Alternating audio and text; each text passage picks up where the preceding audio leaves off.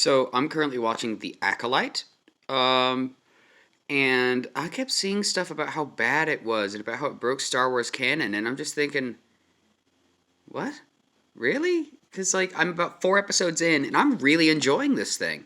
Now I'm not I would say the most passionate Star Wars fan. I've watched Clone Wars, Rebels, Ahsoka, Mandalorian, Book of Boba Fett, all the movies, and some a Bad Batch, but I don't know. This seems pretty good. It seems real good. And I mean, maybe I'm not. Maybe it's because that I'm not the most passionate person in the world about Star Wars that I don't understand why it's so egregious. But I'm really enjoying it. I think it's really cool. I think that the story of May and Osha is really interesting.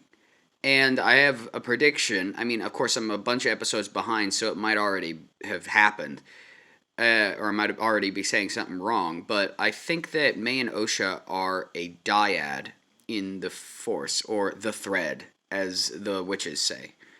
Like Kylo Ren and Rey.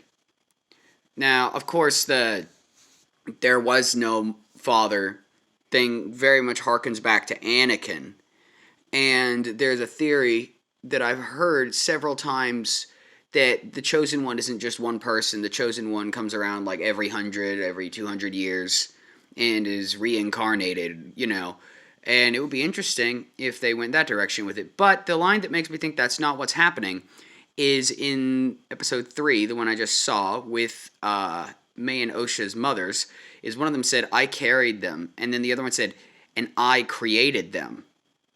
And then they say something like, they must never know how they were created, or something like that.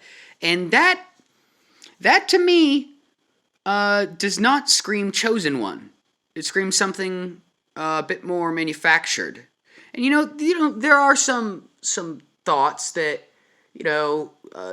I think that in episode 3 that Sidious is basically saying that either he or Darth Plagueis inseminated Shmi Skywalker with the Force, and that's the reason why Anakin was born.